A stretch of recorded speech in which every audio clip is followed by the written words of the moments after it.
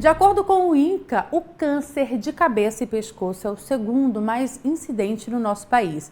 Para você ter ideia, esse ano devem surgir 39,5 mil novos casos da doença no país. Sobre esse assunto, eu vou conversar a partir de agora com o Rafael Luiz do Carmo. Ele é oncologista do Grupo Sonho e também da Sociedade de Medicina e Cirurgia de Campinas. Bom dia, doutor. Muito obrigada pela sua presença aqui no Edição Manhã para falar sobre esse assunto tão importante, porém ainda negligenciado, doutor. Bom dia a todos que estão assistindo. Sim, essa conscientização é importante porque muitas vezes, como você disse, as pessoas esquecem que existe esse tipo de câncer que é bem comum no nosso país ainda.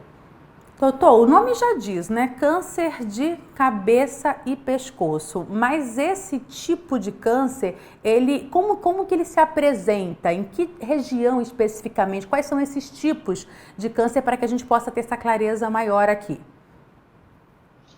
Então, isso é importante ressaltar, né? Que o câncer de cabeça e pescoço, na verdade, são vários tumores de locais diferentes, que envolvem desde a boca, os lábios, a garganta, né, a parte que é comum, parte respiratória e digestiva, e também a laringe, que é a nossa via respiratória inicial, fica aqui bem na garganta, que a gente chama, né. Além disso, envolve também a parte nasal e a parte posterior, lá no fundo do nariz, né, que é a nasofaringe. Quando a gente fala em cabeça e pescoço, às vezes as pessoas pensam que a gente está falando também de câncer de cérebro, mas isso não inclui dentro desses tumores de cabeça e pescoço que a gente fala. Então, é tudo que vai desde a boca, garganta, até a laringe, certo?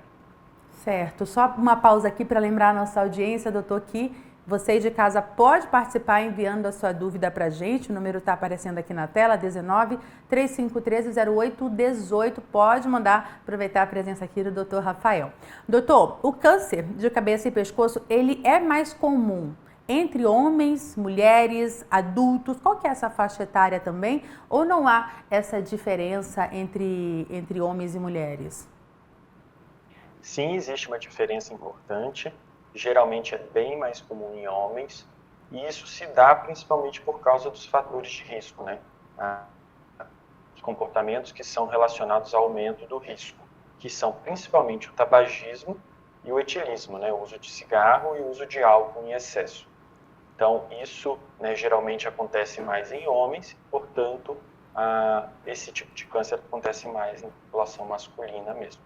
O senhor falou aí na questão dos fatores de risco e quais são as medidas de prevenção que a gente pode trazer aqui para o nosso público? Acho que todo mundo deve imaginar que, se você tem como fator de risco cigarro, a principal medida de prevenção para você evitar o câncer de cabeça e pescoço é parar de fumar, né? Ou não fumar, né? Não começar a fumar.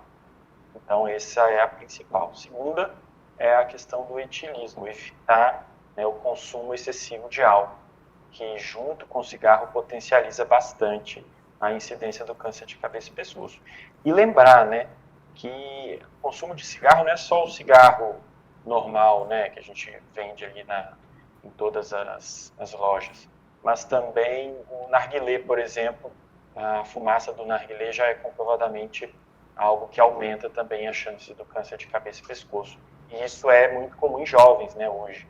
Então, o cigarro antigo, né, entre aspas, está muito comum em pessoas mais velhas, e o cigarro eletrônico e o narguilé estão mais comuns entre os jovens. Boa lembrança essa também, porque às vezes os jovens, especialmente, acham que estão prejudicando menos a saúde ao consumir esses outros tipos de cigarro, né? Mas vale aqui, é importantíssimo você ter ressaltado isso pra gente. Agora, doutor, grande parte dos casos desse tipo de câncer são descobertos já em estágio avançado, né? Muitas vezes por causa da falta de informação mesmo das pessoas. E é aí que entra a campanha Julho Verde, para trazer exatamente isso que a gente está fazendo agora, informação. De fato, essa falta de informação pode impactar de forma negativa nesse diagnóstico precoce?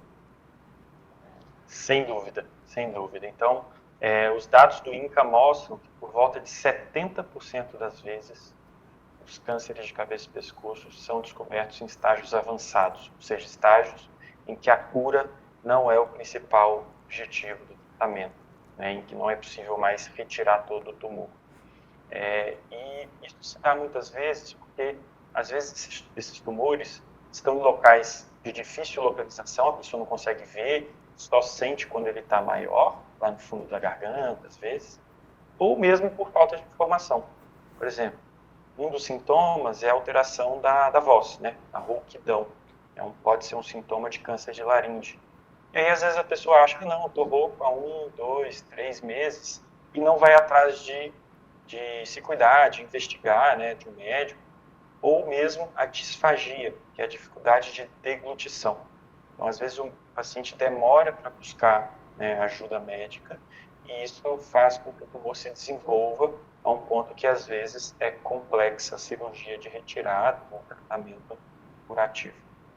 Doutor, só trouxe aí alguns sintomas, como são tumores que aparecem em diferentes partes dessa região, da cabeça e pescoço, penso que esses sintomas também são muito diferenciados.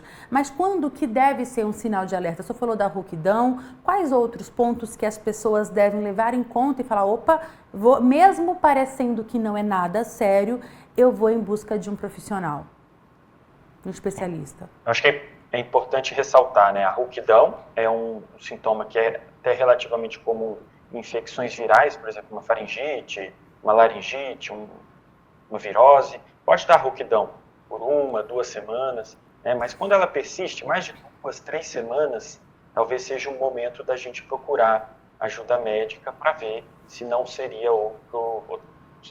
Além disso, a disfagia, né? A dificuldade de engolir, ela pode ser alguns casos de ansiedade, né, algumas alterações bucais, né, relacionadas à dentição, né, mas se ela persiste por mais de 2, 3, 4 semanas, é importante também procurar o médico.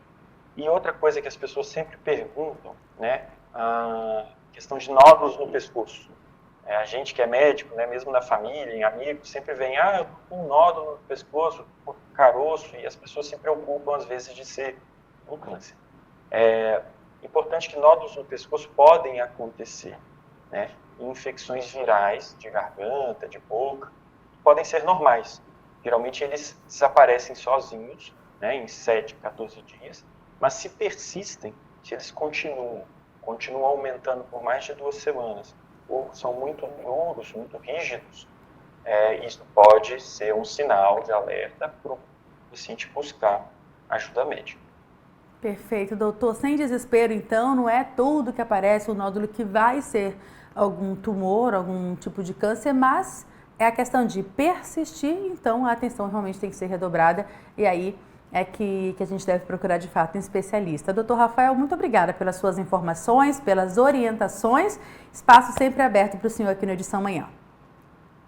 Perfeito, muito obrigado pelo convite, para conscientizar a todos e que busquem, né, os médicos quando tiver algum sintoma mais persistente.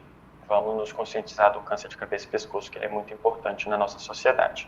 Grande abraço e bom dia. Ótimo dia para você também, conscientização. Esse é o nosso principal papel aqui quando a gente traz especialistas, né, para falar de temas como esse. Hoje é o dia aí de combate, de enfrentamento a essa doença, muitas vezes deixada de lado, né, por conta desses sintomas não serem tão agressivos assim, mas vale a pena a gente ressaltar a importância de você entender e ter essa informação sobre esse tema. É claro que você pode rever esse nosso bate-papo lá no nosso canal do YouTube e também compartilhar com as pessoas aí que te rodeiam, sua família e seus amigos. Informação nunca é demais.